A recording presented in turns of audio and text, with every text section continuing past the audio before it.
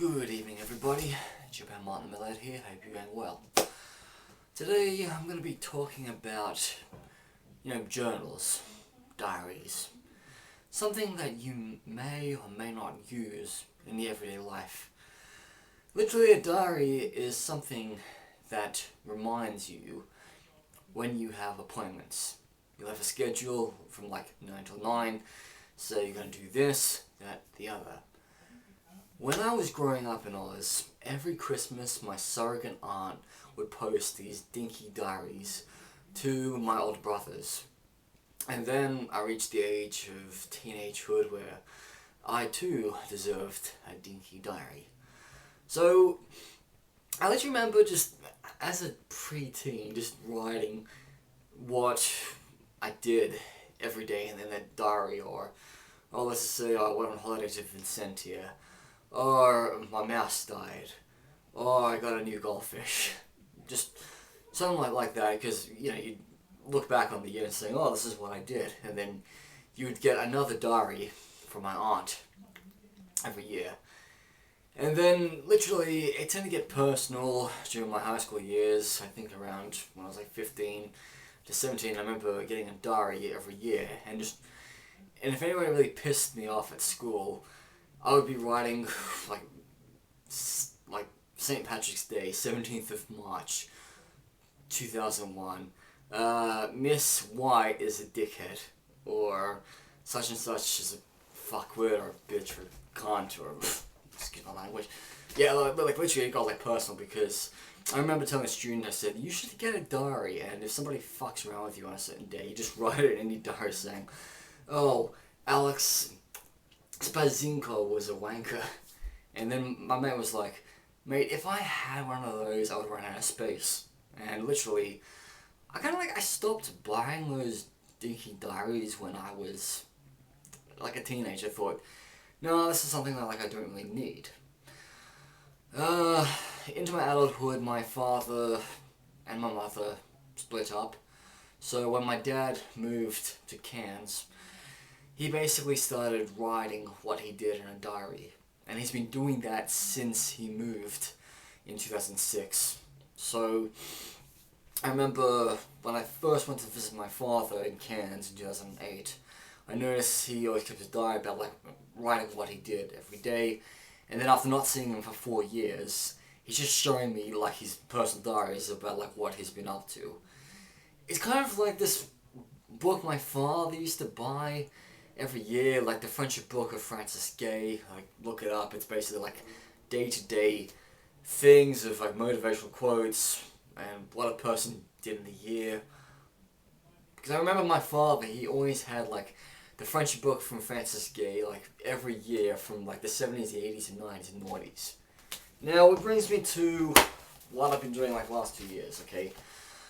Around May 2021, when I moved into this flat, I basically thought, you know what, I'm going to do what Venus Sahara does, and have a bit of a gratitude journal. So at first I bought an exercise book, quite small, but then I thought, wait, I want this to last throughout the year, the 365 days. I wanted to go from one year to another.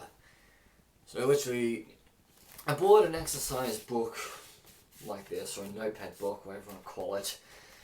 And I remember from 15th of May 2021 until August 2022, before I left for Southern Africa, I basically wrote in every day about what I would do, what I got up to, if somebody pissed me off at work, or what did I achieve, or the woman I got with, or who I fancy, or where do I want to go in the world. So literally, I started writing this one up after I came back from South Africa. This started 13th of October 2022, and then literally a year later, pretty much this is what I've written. I posted my last one to my father in Australia, and I'll basically, once he passes away, in the future, I'll basically go back to Australia and reclaim it, and wow, I wrote all this stuff when I was 35, 36. So, let's take you back to something within Sunday 9th of March 2023. Glad I went to work today, so happy to give gals a hand. Monday 20th of March 2023. Worked with such a great client. Tuesday 21st of March 2023. I'm determined to get to Morocco as well as Mauritania. I had sex with this lady today. She's older than me, but she's not like a past flame. I'm grateful for the clients I work for. 22nd of March 2023. Happy to be back at work. Tuesday 23rd of March 2023. Took a day off today to film a vlog on Kelsey Cochrane. Friday 25th of March 2023. Glad to be working hard at work. Saturday 25th of March. God, this daylight saving shit is driving me nuts. I had a good night at the pub. Saturday 26th of March, worked 2 hours at Gales. Monday 27th of March, happy to see my friends. Tuesday 27th of March, got 2 jobs done today. Happy to have lent a hand. Wednesday 28th of March, I saw Ted Polly tonight after 12 long years. I may see D2. Thursday 30th of March, happy to speak to a therapist. Let's see if I really am fucked. Friday 30th of March, even though I worked 7 hours today, I am fucking angry over this bus not making an appearance. 4 buses it took me to get home because I'm a tight ass. Sunday the 1st of April, I lazed about all day until I went to work. I am so effing angry that it's hard for me to sleep.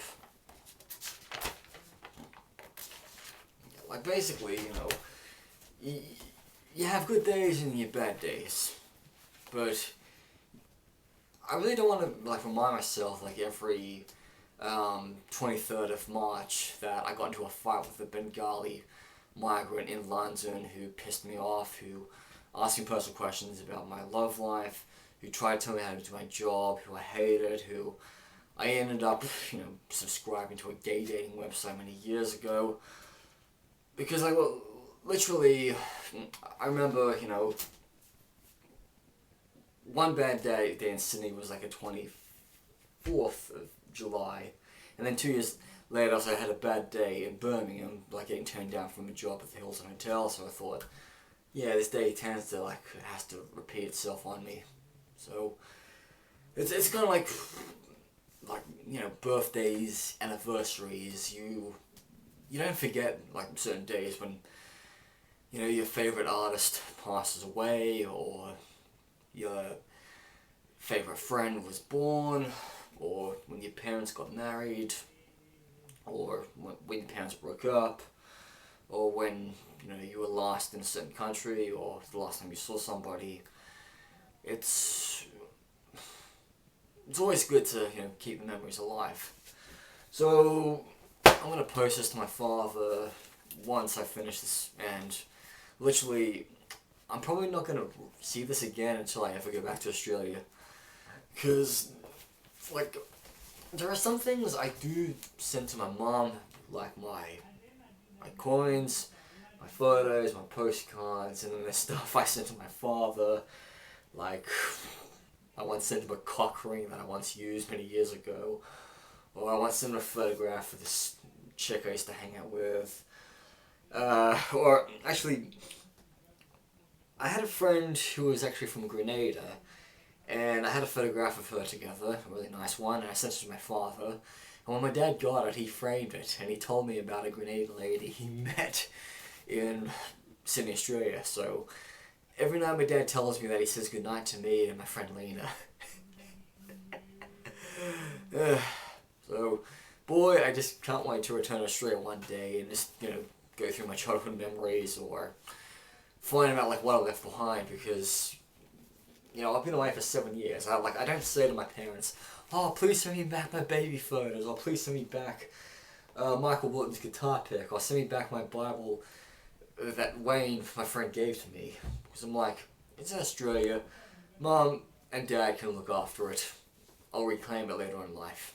Anyway, this is Martin Metalhead, over and out.